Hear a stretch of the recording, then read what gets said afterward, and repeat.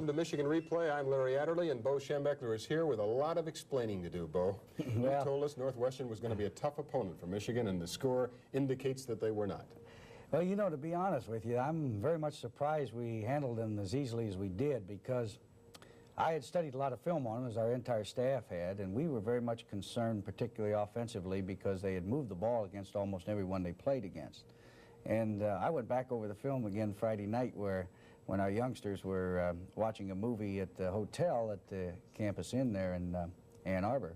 And I got scared. I got nervous. And so I went around to all the rooms and raised the dickens with them, because I was afraid they wouldn't be up for the game.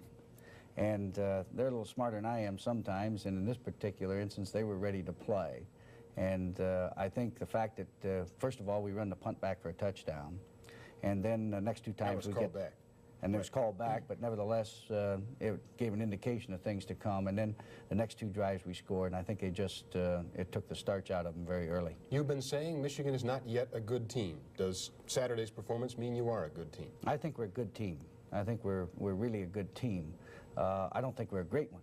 All right. And so I think we've got a lot of work to do in order to obtain the goals that we had set for ourselves at the beginning of the year. But the pictures from Saturday are all pretty, as just about everything you tried worked.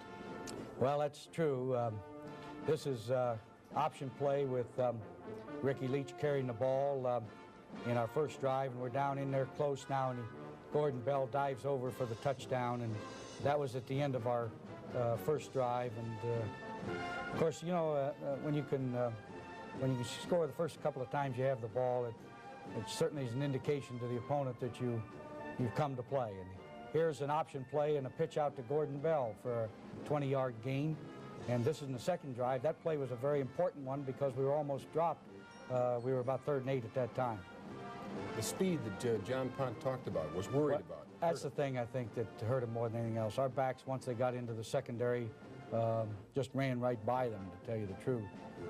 That was Bell's second touchdown and our second one of the day. And you sat him down right after that. Well, he didn't get hurt. He just, the fact we wanted to see the other fellows play. And this was an option play. Leach kept the ball, and if they're going to come upfield and take the pitch away, that's what a good quarterback has to do.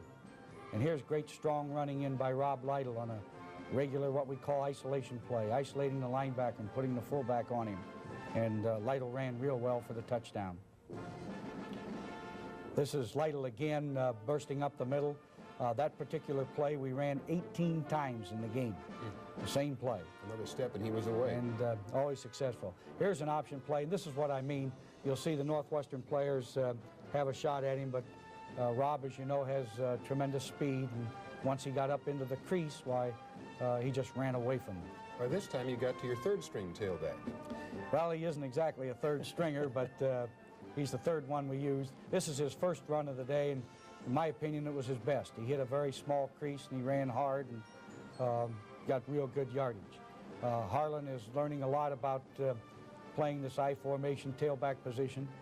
Here is a what we call a cross-country pass to Jim Smith. He came underneath the backers and across the flow of the play and caught a touchdown pass, and there we are, 34-0 at half. Defense played well in the 3rd quarter.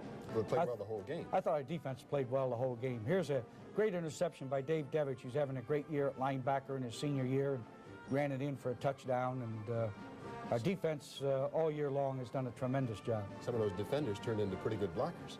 Well, that's the quick change, you know. Here's a power sweep with Huckabee, and once again you can see where speed is so important. Ran right between those two. He ran right between two fellows there and ran in for touch. We gave him some good blocks there, but you still have to have some speed in order to do it. This is we got a fumble here right after that touchdown, and here's that same play again, and Huckabee hits up the middle and breaks a tackle on the safety man and goes all the way down to the 1-yard line. And then, of course, we gave him the ball for the touchdown here on a great block by Russell Davis on their linebacker, and Huck went in standing up.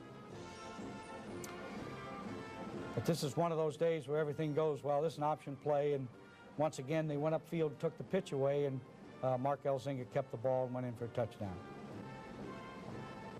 I'd have to say that this one is the most unusual I've seen for a long time. I felt real bad about this, to tell you the truth, not only for that quarterback, but the entire Northwestern team because I'm sure that play that makes you look bad, and particularly runs the score to 69, is it was great for Sebron, and I was happy for him, but of course it made Northwestern look pretty bad. He's just a freshman too and still learning.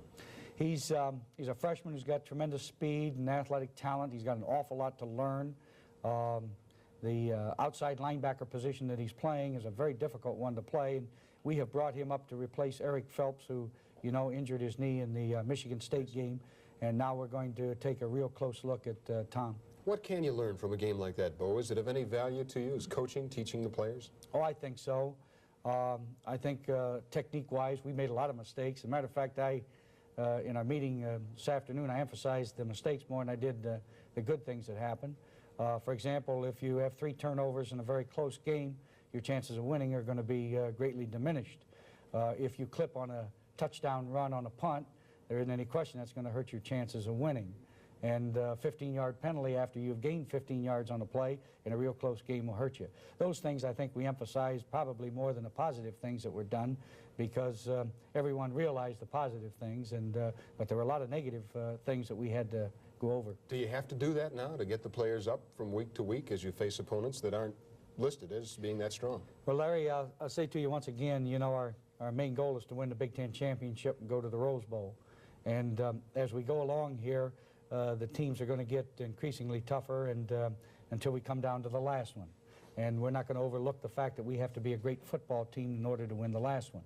So we're going to try to improve during the next 4 weeks, so that when we go into that last one, we're going to be a great football team.